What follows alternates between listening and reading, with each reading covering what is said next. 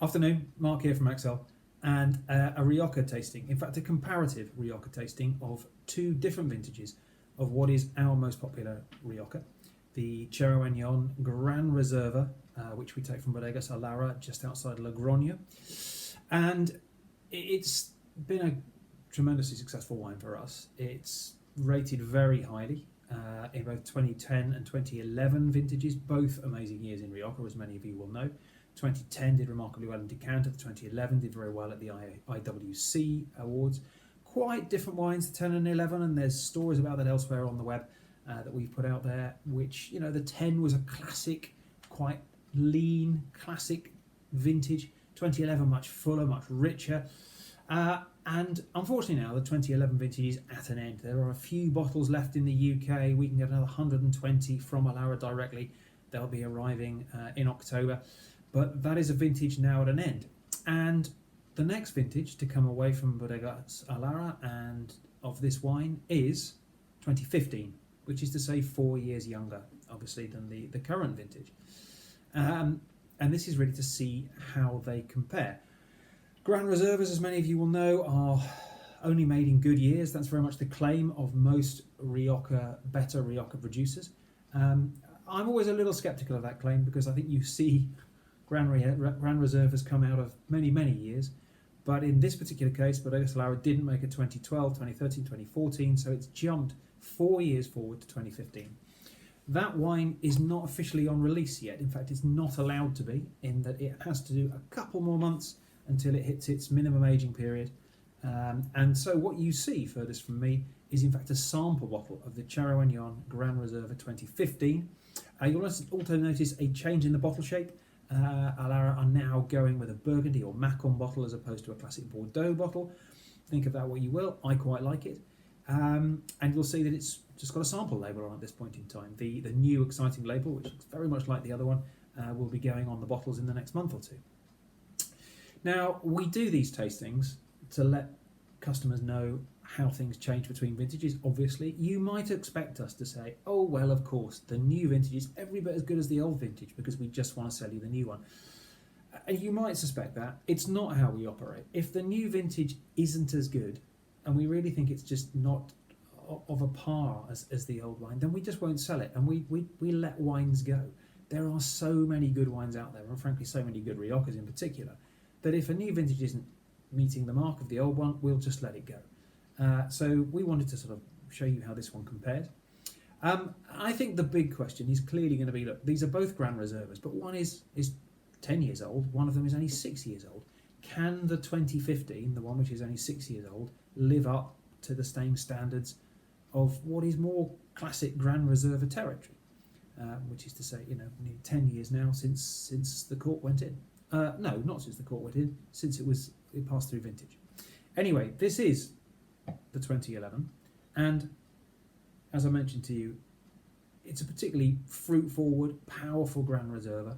I mean, this Cerro Anon is made in quite a modern, almost new world style. It's made with a lot of concentration. It's not all about its tertiary or aging characteristics. A lot of it is about the fruit power in there. But you pick up immediately on the nose that it's got a lot of those classic aging characteristics, the cedar, the tobacco, the coconut, all those classic sort of aging tones. Of the coconut is more from the barrel, but there were so many sort of classic aging tones in there. And on the palate, it's softened. The acidity is softened, tannins are softened. All of that speaks of its age.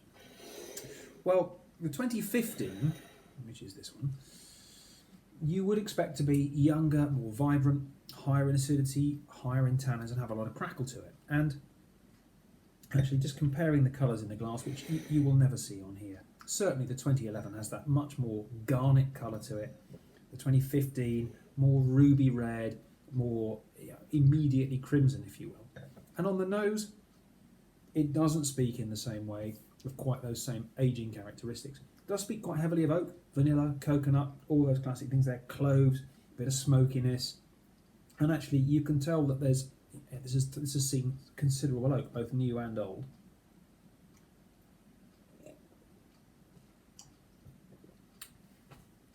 On the palate, it's both what you would expect and what you wouldn't expect. you would expect it to be very concentrated fruit, and it really is. In fact, if anything, that fruit is even more concentrated than this must have been a few years ago. Very concentrated, very powerful. Speaks of another warm year, rather like 2011 was. Tannins, actually surprisingly soft. You know, they're not. I thought that might be grippier. I thought that might be much more ragged in the mouth. Definitely softer, more plush, fine-grained tannins than you might expect. Acidity, really good. Definite streak of acidity through it.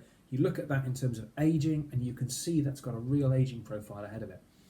But what's interesting about it is you wouldn't guess that they are 4 years apart. Yes, this is a younger wine. Yes, this tastes far more like a Reserva than a Gran Reserva. And I'm aware that that's a slightly unusual statement, but one tends to drink Reservas younger than Gran Reservas. If you were to pick that up and taste it, oh, it's Reserva country. And it is. And it's a really, really good Reserva at that. I think it is absolutely heading into being a cracking, aging Gran Reserva in a couple of years' time.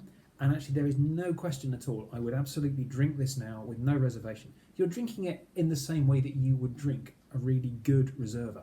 And this has a greater aging profile, some more of those age flavours already associated with it now, and clearly is going to develop them really well in the coming years. I mean, this will be amazing 2023, 2024, 2025, all the way out to 2030. It's going to have all the same characteristics that this does. I think this is a great wine to drink already. I wouldn't hesitate. Your expectations need to be slightly attuned. If you really, really want classic old Gran Reserva Rioja, this so far is not the wine. If you are happy to put it down for a few years, it is absolutely going to be the equal of this, and I think the equal of the 2010, which was probably more classic, old school Gran Reserva Rioja. This is every bit as good. It's just a little bit younger, and if you like a good Reserva, get this, drink it, because at the price, it's no more expensive than a good Reserva. If you're prepared to hold it for a couple of years, it will become a truly great Gran Reserva. And it's no diminution, I think, of the 2011. It's just a wee bit younger, and there's everything to like about it.